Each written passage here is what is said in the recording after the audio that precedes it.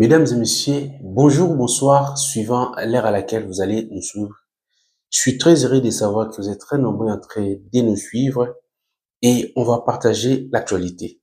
La RDC au centre des enjeux mondiaux, Trump hausse les tons au niveau de l'OTAN.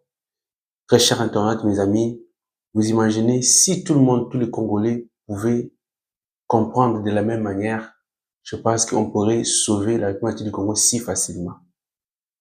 Les dossiers de la République du Congo, en fait, il y avait tellement beaucoup de paramètres extérieurs et des intervenants extérieurs qui tiraient profit de la République du Congo sans pour autant regarder les difficultés du peuple congolais. Et l'arrivée des Trump a révélé beaucoup de choses. Restez scotché branché jusqu'à la fin et je vais vous faire voir des analyses et des vérités qui pourront vous aider ou sinon nous aider tous à comprendre qu'est-ce que nous devons faire, c'est quoi les problèmes exactement qui se passent en ce qui concerne la République démocratique du Congo. Alors, pour arriver à bien déceler cela, on va les départager à trois points principaux. Déjà, premièrement, vous devez savoir une chose que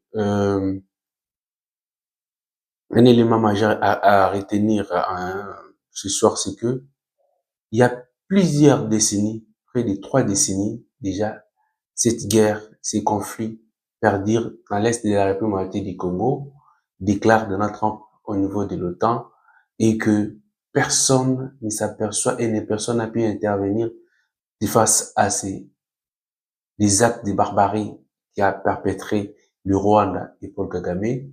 Et là, il leur démontre clairement leur défaillance et que cette fois-ci, assez, il faut que tout le monde cesse, et ils cessent de fournir des armements au Rwanda, des soutiens, parce que sans le soutien de l'Union européenne, de la communauté internationale, le Rwanda ne peut rien. Vous avez tous suivi lorsque la communauté du Congo avait menacé le Rwanda de l'attaquer directement.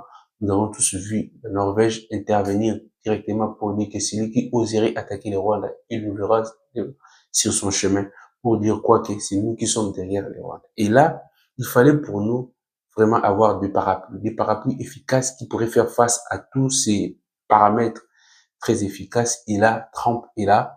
Et avec ce que nous lui avons proposé, ces deals de minerais contre sécurité, est tombé au point nommé au moment où Trump a en avait besoin, les États-Unis en ont besoin et que nous devons en saisir cela pour pouvoir capitaliser ce qui y est là présent. Voilà ce que nous allons essayer de développer aujourd'hui. Plus de 3 décennies, le Rwanda agresse la RDC sous la barbe de la communauté internationale, sans pour autant qu'ils ne disent mot. Là, ce sera le premier point qu'on va développer. Deuxièmement, Kagame ne quittera la RDC que par la force. Mais nous devons savoir, et vous allez savoir pourquoi je dis ainsi, et qu'est-ce qui va arriver. L'AFC M23 voit déjà leur échec à Doha et décide de créer un trouble interne à leurs risques et périls. Voilà les points, mesdames et messieurs, que nous allons débattre aujourd'hui, sinon analyser pour que nous puissions nous faire une idée de comprendre les enjeux de l'ère qui se passe en République démocratique du Congo. Voilà. Et nous sommes, premier point, comme je vous dis, plus de 3 décennies, des points dont on va parler. Nous sommes le lundi que Donald Trump a rencontré le secrétaire général de l'OTAN et lors de leur entretien, chose grave, les sujets de la communauté du Congo a aussi été abordé pour dire que vous devez cesser de soutenir les Rwandais. Et cet élément-là a été évoqué, c'est à notre avantage. Le président américain Donald Trump a déclaré lundi avoir conclu un accord avec l'OTAN pour que l'organisation achète des armes américaines livrées à l'Ukraine. Vous allez voir déjà que pendant qu'il rencontrait pour le business qu'il voulait faire déjà l'OTAN pour que l'OTAN achète peut-être des armes afin de pouvoir soutenir l'Ukraine. Et là, il a aussi parlé de la République du Congo qui a estimé que le soutien de l'Union européenne fait en sorte que le Rwanda continue à massacrer et à faire du mal aux paisibles citoyens en République du Congo pour l'exploitation des minéraux stratégiques et leur velléité expansionniste de vouloir prendre une partie de la République du Congo, violant ainsi la souveraineté et l'intégrité territoriale de la République du Congo. Et Trump le dit clairement. Vous imaginez que Trump avec toutes les dispositions ou bien les services de sécurité qu'ils disposent, lorsqu'il vous dit qu'en fait, en réalité, que les Rwandais est arrivé à du Congo et ce sont eux qui soutiennent ces groupes de mouvements rebelles.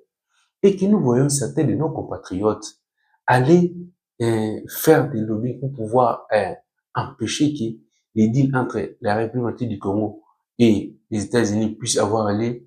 Vous imaginez cette méchanceté, cet égoïsme qu'il y a les gens, ou sinon ces caractères de haine uniquement pour un seul homme, et là, vous voulez sacrifier la communauté du Congo. Les États-Unis viennent effectivement pour ses intérêts. Et ces intérêts qu'il cherche en communauté du Congo nous permet aussi de pouvoir profiter pour sauver la République du Congo. Parce que là, on va récupérer l'intégrité territoriale de la République du Congo, puisque il s'agit des affaires qui n'aiment pas des bruits et ça va profiter à la République du Congo. Les Rwandais qui passaient jadis par des voies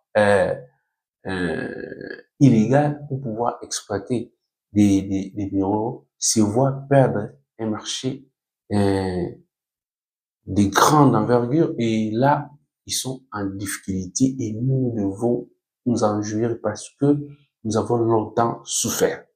Sur ces points-là, on est tous d'accord que c'est un avantage pour la République du Congo et que nous devons vraiment capitaliser cela. Comment on va le capitaliser? En définissant très clairement quels sont nos besoins, nos priorités, nos stratégies. Le premier élément pour nous, c'est d'abord de nous organiser. Nous organiser sur les plans militaires pour pouvoir sécuriser toutes nos frontières. Nous avons 9 voisins. Nous devons avoir assez de munitions, assez de militaires, assez de matériel, de nouvelles technologies de l'information. Si vous regardez lorsque Trump a réussi les 5 présidents africains, il a vanté la technologie américaine et les armements qu'ils ont et que ces pays-là devraient acheter. Et nous, comme nous avons signé avec les États-Unis, nous aurons cette possibilité-là de pouvoir avoir des armements et profiter d'être formés et organiser-nous facilement. Ce qui est très important ici à retenir, que nous devons faire en sorte que la formation que nous aurons besoin ne provienne que des États-Unis. Parce que là, au moins, on sera sûr qu'ils nous donnent sur base d'un accord conclu entre nous, nos deux pays respectifs. Et donc, ça va nous permettre de bien capitaliser et canaliser des choses au lieu de nous perdre uniquement de chercher des formations ça et là dans notre pays. Non. Nous avons un deal avec les États-Unis. Les États-Unis disposent de toutes les compétences nécessaires dans tous les domaines que possible. Donc, on n'a plus à chercher ailleurs. Profitons de cela dans le cadre de ces partenariats.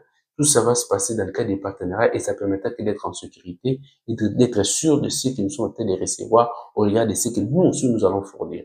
Donc, voilà ce que nous pourrons dire sur ces points. Et c'est pour cette raison que nous sommes en train de dire que Paul Kagame ne quittera pas par des simples paroles, c'est par la force qu'il quittera.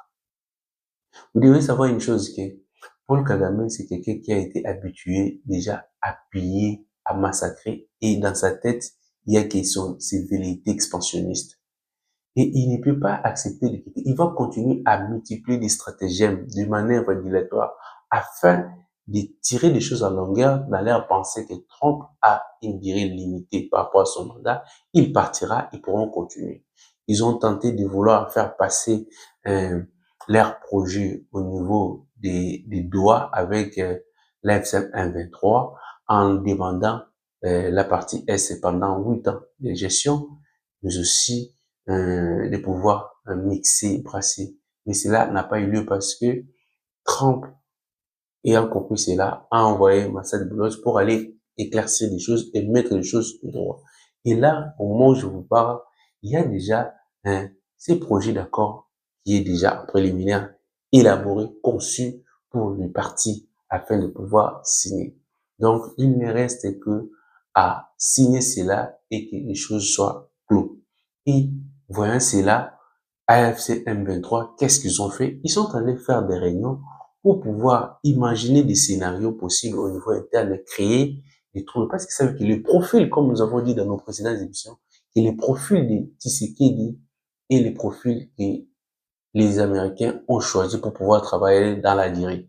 Et donc, il y a plus de probabilités que le président de la République démocratique du Congo puisse continuer en allant au-delà des périodes constitutionnelles actuellement, puisque il s'agit de business, puisque au-delà de tout, en fait, en réalité, comme je viens de le dire, notre pays est en train de traverser une phase charnière.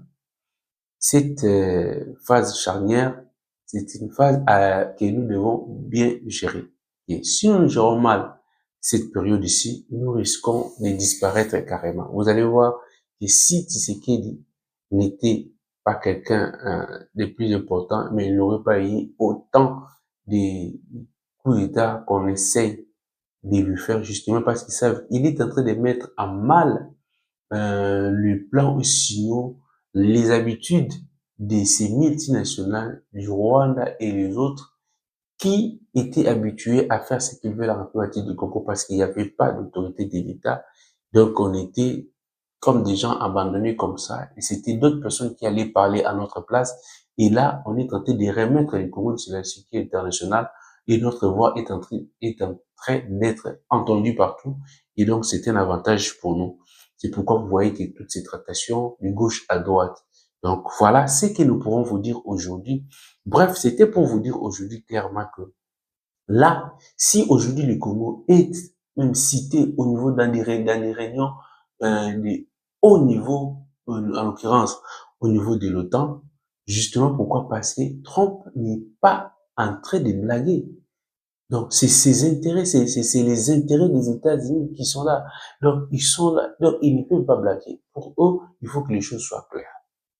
Et que les Congo, c'est déjà les destinations, ou sinon la destination choisie pour des investissements au regard des opportunités qui s'offrent aux États-Unis par rapport aux minéraux stratégiques dont nous disposons et que les États-Unis en a besoin pour faire face à ses adversaires, particulièrement la Chine. Et donc, c'est un pari gagné pour nous que nous devons saisir. Et Paul Kagame, au regard de son comportement, il n'est pas prêt à lâcher. Il va continuer à multiplier des stratagèmes afin de pouvoir tirer des choses à longueur, pensant que Trump va passer et pouvoir continuer. Et là, voilà, il a été déjà démasqué. Il est contraint de signer. S'il ne signe pas, il sera sanctionné par les États-Unis et ça sera fatal. Et enfin, voilà que les réunions qui sont en train d'être faites entre l'FCM23, vous voyez qu'ils ont échoué parce que la mission qui leur a été confiée par le Rwanda de pouvoir passer son plan n'a pas abouti. Et donc, ils sont là en difficulté. Déjà, les FC23, ils savent pas quoi faire. Ils cherchent maintenant à créer des troubles au niveau intérieur.